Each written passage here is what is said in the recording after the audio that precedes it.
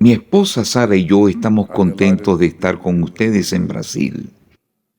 Israel no tiene mejores amigos en el mundo que la comunidad evangélica. Y la comunidad evangélica no tiene mejores amigos en el mundo que el Estado de Israel. Entre tanto, los evangélicos celebran su alianza con Israel. Y en Israel muchos viven mundanamente. El maligno siembra confusión, el mundo cuestiona a los evangélicos, mas ellos siguen esperando a su Mesías, Jesús de Nazaret. La guerra entre Israel y Palestina es una guerra a muerte. Es más, podría ser hasta el exterminio, si así se les permitiera. ¿Y por qué? Porque detrás de ello hay una semilla de odio. Ahora todo esto coloca a los evangélicos en una situación engorrosa. Son 600 millones de evangélicos en el mundo, se calcula, y en Latinoamérica 120 millones. Pero ¿quiénes son los evangélicos? Bien, los evangélicos son conocidos en el plano socio-religioso como aquellos fundamentalistas, aquellos radicales en su posición en cuanto a la Biblia, ¿sí? No obstante, estos evangélicos tienen un compromiso con todas las naciones, con todas las etnias, con todas las personas, con todos los pecadores, se podría decir. No obstante, están identificados con Israel. Bien, pero ¿con qué Israel? ¿Cómo se puede entender este asunto? Porque muchos de los evangélicos tal vez se conforman con honrar una bandera de Israel o tener una estrella de Israel en el lugar de culto, en fin, sin comprender muchas cosas. Ahora, vamos a ver este estudio en este día desde un punto de vista bíblico y espiritual, como el anterior. Para ello vamos a leer en Efesios capítulo 2, versículo 14 y 15. Dice así: porque Él es nuestra paz, que de ambos pueblos hizo uno, derribando la pared intermedia de separación, aboliendo en su carne las enemistades, la ley de los mandamientos expresados en ordenanzas, para crear en sí mismo de los dos un solo y nuevo hombre, haciendo la paz. Bien, esto es lo que dice Jesús y lo que nos enseña los apóstoles con respecto a esta simbiosis entre lo que es Israel y la iglesia. Pero comencemos a analizar este asunto. El nacimiento de Israel. El nacimiento de Israel tiene lugar a partir de un príncipe. Por allá en el capítulo 35, versículo 10, vemos que Dios le dice a Jacob: no será más tu nombre Jacob, sino que tu nombre será Israel, y te voy a hacer padre de naciones, y te voy a entregar la tierra que le juré a tu padre Abraham, que más bien era su abuelo. En fin, así comienza el nacimiento de Israel, porque le iba a dar también esos 12 hijos que hoy en día conforman esa nacionalidad y que la han conformado en el tiempo y en la historia. Ahora, cuando hablamos de los palestinos, ¿de quiénes estamos hablando? Estamos hablando de ese pueblo, de esas personas que habitaban la tierra aún antes de que Abraham viniera de allá de su tierra, de donde fue llamado, ¿sí? De Ur, de los caldeos. Fue llamado y se le dijo que se le iba a entregar toda aquella tierra. Se le dijo que alzara su mirada y mirara las estrellas y mirara la tierra, que toda iba a ser entregada a él.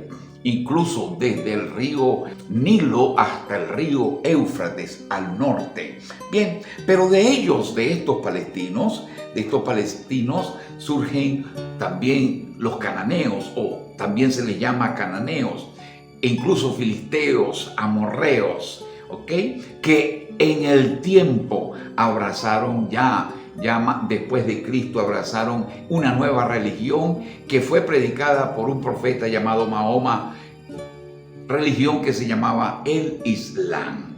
Este Islam contiene rituales bien fuertes, rituales que son antinatura, que chocan con la concepción humana de las personas, en fin, con sus sentimientos. Pero más allá de eso, en el tiempo que estos palestinos y estos cananeos fueron esas personas antiguas, ellos practicaban una perversión, su religión a Moloch, su religión a Baal, su religión en fin, a esos dioses, conllevaba rituales de tipo sexual, de tipo perverso. Incluso ahí está incluido lo que es Sodoma y Gomorra, que eran ciudades de esos pueblos, que eran en realidad 7 pueblos que conformaban aquella gran comunidad que eran oriundos de esa tierra,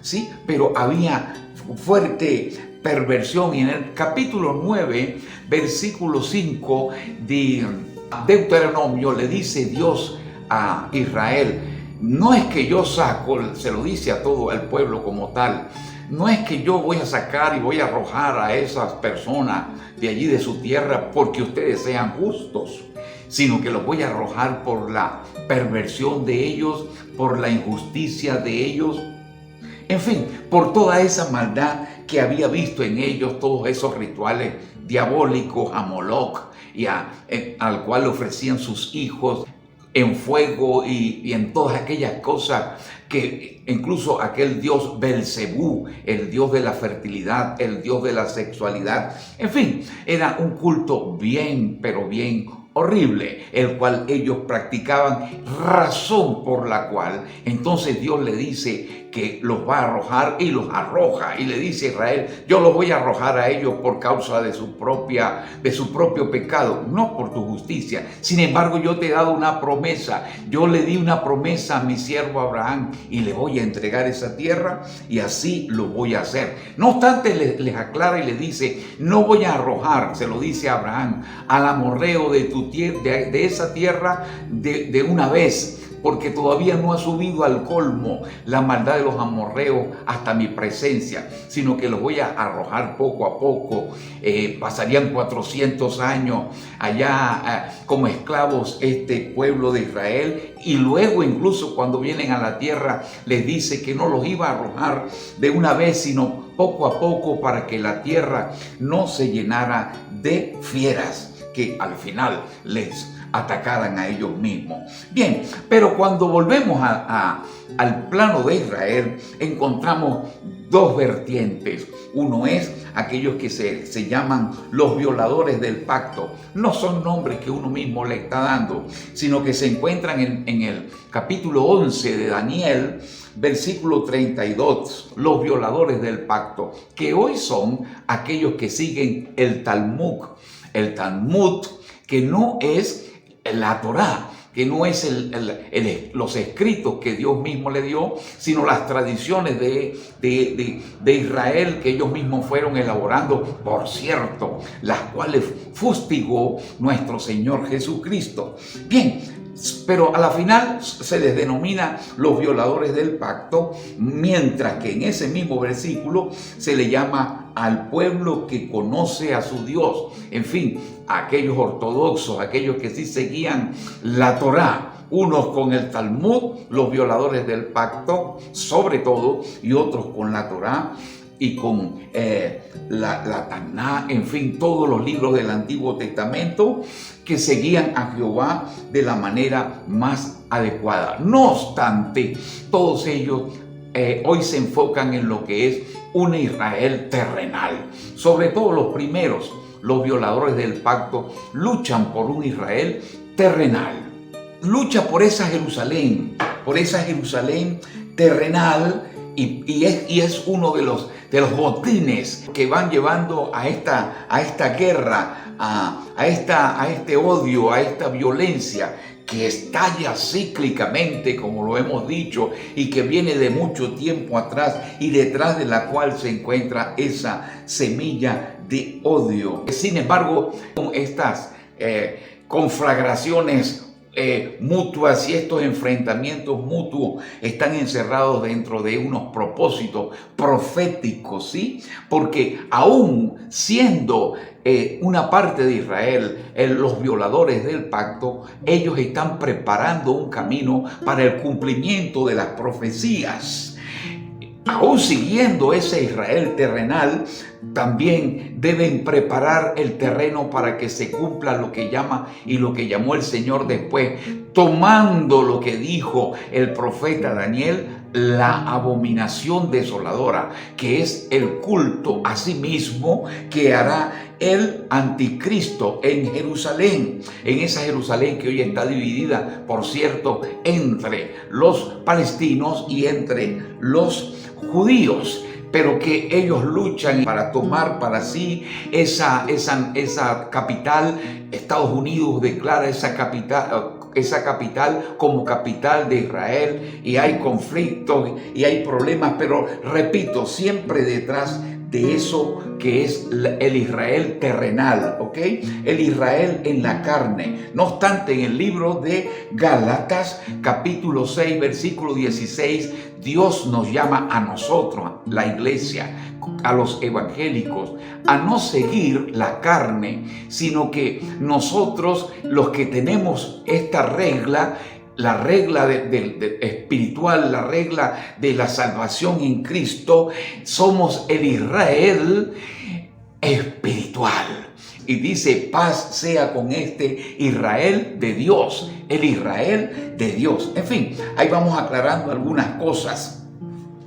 Pero sin embargo, nosotros tenemos un vínculo con ese Israel terrenal, que se hereda en el tiempo, que son acervos históricos que vienen desde atrás, ¿sí? Y se puede nombrar la simiente, cosas muy importantes que hemos recibido nosotros como cristianos, los evangélicos, que han recibido los creyentes en la Biblia, han recibido de ese Israel la simiente, o sea, la semilla de la cual vino Cristo, el Salvador del mundo. Recibimos la palabra de Dios, aquellos escritos, los patriarcas que nos bendijeron en Abraham, en el cual serían benditas todas las naciones, bendición que fue transferida luego a Isaac, y que se le reiteró: en ti serán benditas las naciones, todas las naciones. Incluso a Jacob se le dijo y se le reiteró esa promesa. Recibimos los pactos, recibimos incluso al Mesías. Eventualmente llegó el Mesías, y es allí donde está el vínculo entre Israel y los evangélicos, o entre los cristianos, los que creen la palabra de Dios. Lo digo así para que sea más comprensible para aquellas personas que incluso cuestionan, porque toda esta identificación, toda esta alianza entre este pueblo cristiano e Israel es cuestionado por aquellos que no conocen bien de estas cosas, que no conocen bien del Señor, que tienen su propia filosofía y que por supuesto ven todos los actos violentos que se pueden catalogar hasta de inhumanos que hace Israel, porque no podemos tapar el sol con un dedo. Israel actúa violentamente contra Palestina, pero esa es la estrategia de Palestina: aparecer como la víctima y colocar al otro como el victimario. Entre tanto, todo ese mundo musulmán de millones y millones de personas, entre los cuales se encuentra Arabia Saudita, Qatar, se encuentra Irán, se encuentra Turquía, se encuentra el Líbano, se encuentra Siria, se encuentran países poderosos, muchos más, sin contar muchos del África, incluso allí acechando a Israel, y tal vez esperando cumplir aquella profecía que dice que los ejércitos y las naciones rodearán a Israel. E Israel hoy en día pelea violentamente, y entonces se forma esa guerra, se forma ese exterminio, se forma esa violencia entre unos y los otros, ¿ok? Hay unos vínculos que están en Romanos capítulo 9, versículos 4 y 5.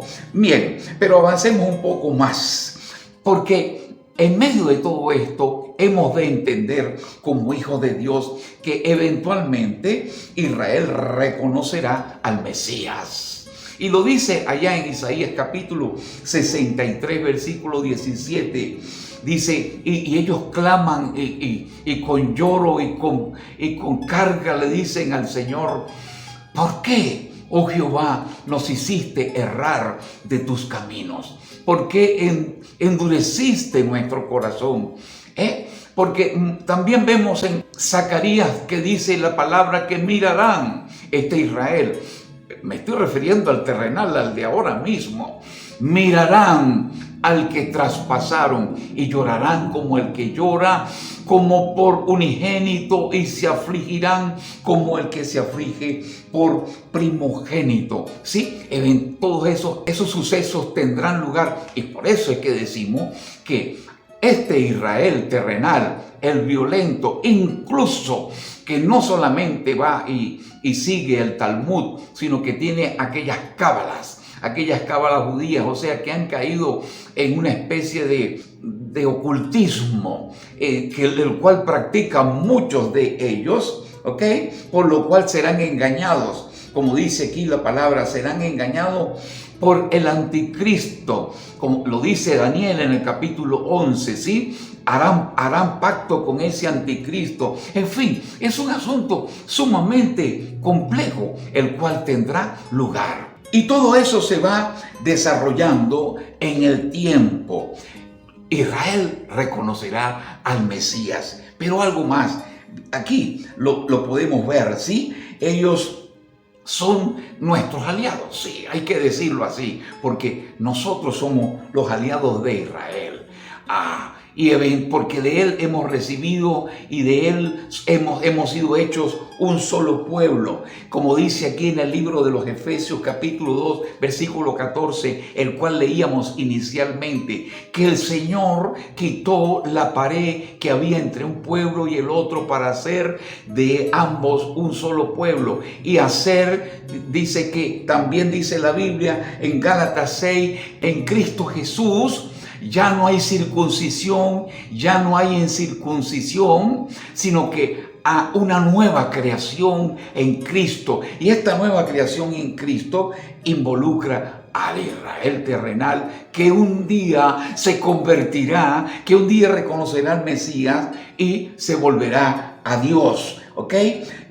Nosotros, aunque tengamos nuestras propias nacionalidades, las cuales respetamos y las cuales honramos y con las cuales estamos comprometidos, y aunque nosotros tengamos un compromiso con todas las naciones, que es muy importante porque nosotros como pueblo de Dios estamos llamados a alcanzar a todas las naciones, porque fuimos alcanzados de entre todas las naciones para conocer esa salvación en Cristo Jesús, salvación que había sido prometida a los patriarcas, como lo he dicho ya varias veces.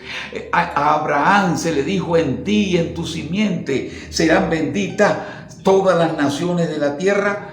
Aunque todas esas cosas estén allí, nuestra propia nacionalidad, nuestro compromiso con todas las naciones, ahora, y entendiendo incluso que este Israel de hoy está extraviado, conocemos que ese Israel se volverá a Dios y que ese Israel en el tiempo profético, en el tiempo de la tribulación, reconocerá a ese Mesías y cambiará su postura espiritual, cambiará su postura frente al Evangelio, cambiará su postura incluso ante el Mesías, por el cual llorarán habiéndolo rechazado, habiendo tomado parte en su muerte. Entonces, esto es lo que se puede decir con respecto a esta alianza, que es una alianza verdadera, pero que va más allá de una bandera, que va más allá de una estrella. Es una alianza en Dios, porque Él nos ha hecho un solo pueblo.